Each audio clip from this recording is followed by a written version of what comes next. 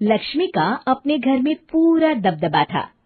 Hitler की तरह वो सारा काम अपने पति और बेटे से करवाती।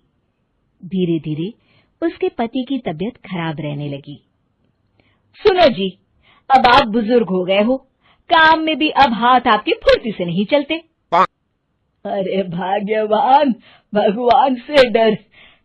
तुझसे मैंने शादी अपने इकलौते बेटे के अच्छे पालन पोषण के लिए की थी, लेकिन तूने तो उसका बेड़ा गर्क कर दिया।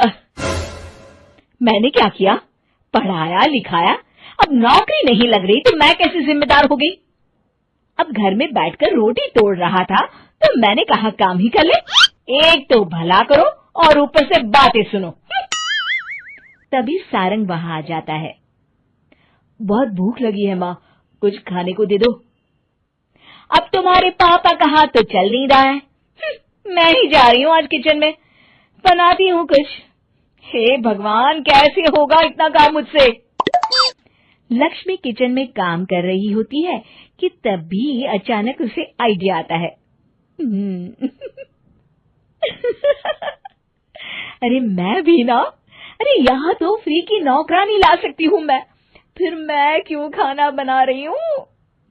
उस दिन लक्ष्मी सारंग की पसंद का खाना बनाती है और बैठकर उसे बड़े ही प्यार से खिलाती है। खा ले बेटा, खा ले, पेट भर के खा ले। अरे रुक, मैं तेरे लिए ना गर्मा गर्म रोटियां लाती हूँ। सारंग और उसके पिता एक दूसरे की ओर बड़े ही हैरानी से देखते हैं। बेटा सारंग, जरूर दाल में कुछ काला है, वरना ये औरत तो हमें बासी खाना भी सुकून से ना खाने दे। सुनील की बात लक्ष्मी सुन लेती है और जोर जोर से चिल्लाने लगती है। अरे हाँ, भलाई का तो जमाना ही नहीं रहा। एक तो आग में खुद को जलाकर तुम लोगों के लिए खाना बना रही हूँ और ऊपर से तुम्हें दाल काली लग रही है। अरे माँ, पिताजी का ये मतलब नहीं था, तुम बुरा मत मानो। अरे हाँ बेटा, तू कहता है तो मान लेती हूँ। लक्ष्मी सारंग के पास बड़े ही प्यार से बैठ जाती है और फिर कहती है, बेटा मैंने ना तेरी शादी करने की सोच ली है। अब तेरे पिताजी के हाथ भी नहीं चलते तो सोच रही हूँ तेरे लिए बीवी ले आऊं। अब पता नहीं ना मैं भी कब मर जाऊं। अब ऐसे भाग्य भी कहाँ है हमारे। क्या कहा? अरे हाँ, तुम तो चाहते ही हो कि मैं मर जाऊं, लेकिन मैं अपनी प्यारी बहू का चेहरा देखे बिना नहीं मरूंगी। हाँ माँ, शादी तो मैं कर लूं, लेकिन मैं नौकरी नहीं करता, फिर कोई क्यों देगा मुझे अपनी बेटी? अरे क्यों नहीं देगा बेटी? इतना बड़ा घर, खेल खलियान है, किस चीज की कमी है हमारे पास? जो आएगी राज करेगी, राज। हम तो ना कर पाए राज, ये बोलो कि एक और नौकर तुम्हारे पास आ जाएगा। मैं कहती हूँ चुप हो जाओ। अरे खुद के घर का खाना बनाएगी तो क्या नौकरानी हो जाएगी? अब तुमसे तो किचन का काम होता नहीं, तो कोई तो करेगा ना। ठीक है माँ, तुम जैसा सही समझो बस। अब मेरी एक शर्त है, लड़की जो भी हो वो दिखने में कैसी भी हो या कहीं की भी हो, बस पढ़ी लिखी होनी चाहिए।